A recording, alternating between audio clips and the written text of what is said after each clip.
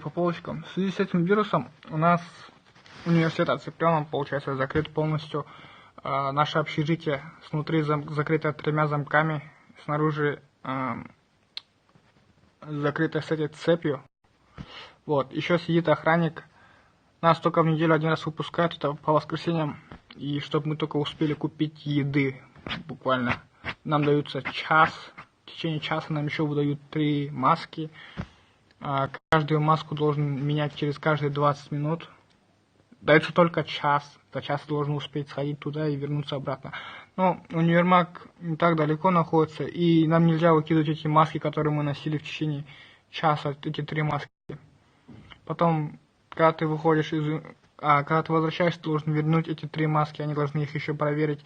Когда ты выходишь с универа и заходишь с универа, тебя проверяют на лоб, есть ли температура, есть ли одышка, кашель или что-либо. В случае подозрения тебя останавливают и передают правоохранительным органам, то есть, я не знаю, какой у них здесь номер, ну, короче, скорая помощь 103. Вот. Универмаг здесь американского производства, кажется, если не ошибаюсь. Из-за этого он единственный, который работает в городе. Остальные все магазины, они закрыты. И этот универмаг работает всего 6 часов, с 12 обеда до 6 вечера. Walmart, кажется, называется, если не ошибаюсь. Вот. И еще что. И все. И челики, которые будут говорить, типа, да ладно, ничего страшного, не переживай, все нормально, что-то самое. Я бы, наверное, тоже так говорил, будь я там в Казахстане у себя, да, на родине, или там в России сидел бы и думал, да ладно, ничего страшного, ничего страшного. На самом деле, не, ребят. На самом деле, реально немножко страшно, потому что город оцеплен, он закрытый, ничего как бы не поделать, не выйти, не зайти из него. Вот, я сегодня позвонил в посольство Казахстана, предупредил то, что я гражданин Республики Казахстан, учусь в Китае, и в случае чего, чтобы, я не знаю, как-то разобрались, или что в этом плане, я дал о себе знать, вот. Но я думаю, что все будет нормально, потому что уже через месяц у меня уже учеба. Я не думаю, что в случае с этим, ребята, не верьте то, что говорят, мол, всего погибло 56 человек и зараженных 600 или 700. Намного больше, их намного больше. Вы просто не можете попасть на те сайты, которые могу попасть я, потому что у вас нету VPN. Для этого нужно иметь китайскую сим-карту и находиться в Китае. Но на самом деле погибло намного больше людей. Говорят то, что просто не хватает земли, чтобы их хранить. Их просто заживо сжигают или заживо хранят. Как-то так. И зараженных сейчас по всему миру. Что в Таиланде, в Австрии, в Японии, в Южной Америке, в Северной Америке, в Южной Корее, в Казахстане, России, везде. И сейчас до 3 февраля они должны достроить 2-ю больницу, которая будет называться в честь карантина этого самого коронавируса CN 2019. Это вообще началось, кажется, в декабре, если я не ошибаюсь.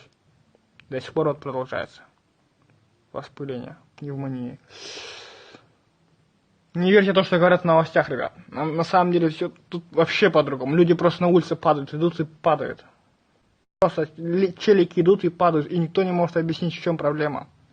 А то, что в новостях говорят там, это пытаются просто власти подавить народ. На самом деле тут все намного страшнее. Намного страшнее. Просто вы тут не находитесь. Еще. Поблагодарите Бога, что вы здесь не находитесь. Вот многие университеты, которые находятся сейчас вот в Китае, не только вот в этой провинции, в Хубэй, не только в городе Ухань, а все университеты Китая, они начнут учебу только после устранения данного вируса, потому что, как власти заявили, они не могут начать учебу, университеты не могут начать учебу, и школы тоже, потому что вы можете представить себе, если у нас в одной школе учится больше 2000 учеников, у них в одной школе учится больше 40 тысяч учеников, больше 40, а в университетах больше 70 тысяч. В моем университете учится больше 90 тысяч студентов в одном университете, представьте. И из-за этого это очень большое скопление учеников, студентов. Здесь есть и иммигранты, как бы. Конечно, экономика Китая, мне кажется, упадет после этого, но все же. Они не могут начать учебу до тех пор, пока не устранят этот вирус. Вот. И здесь либо два варианта, либо нас, иностранцев депортируют по своим странам, либо мы здесь останемся и нас не упустят до тех пор, пока не успокоится. Как-никак университет тоже отвечает за наши жизни, как бы за наше здоровье, за нашу безопасность. Только два варианта. Но на данный момент нас не выпускают. Не то что из города, даже из университета. Я не знаю, как будет в будущем. Я честно не знаю. Но я очень завидую тем, кто сейчас в Казахстане. И еще, ребята, в случае, вдруг, если кому интересно, как здесь в городе обстановка, зайдите ко мне в ТикТок, посмотрите мое последнее видео. Советую. Сами во всем убедитесь. Не за что.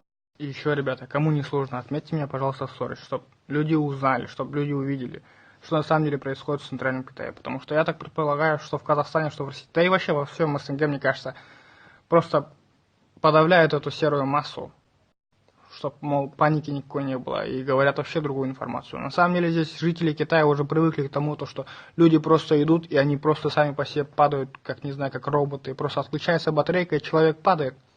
И самое страшное то, что медицинской помощи не хватает на всех людей. Людей слишком много, медиков слишком мало, люди везде падают. Они падают везде просто. На автобусах, в метро, везде. Абсолютно везде. И на самом деле это очень страшно, потому что, не знаю, находиться здесь страшно. Все же лучше своей земли нигде нету.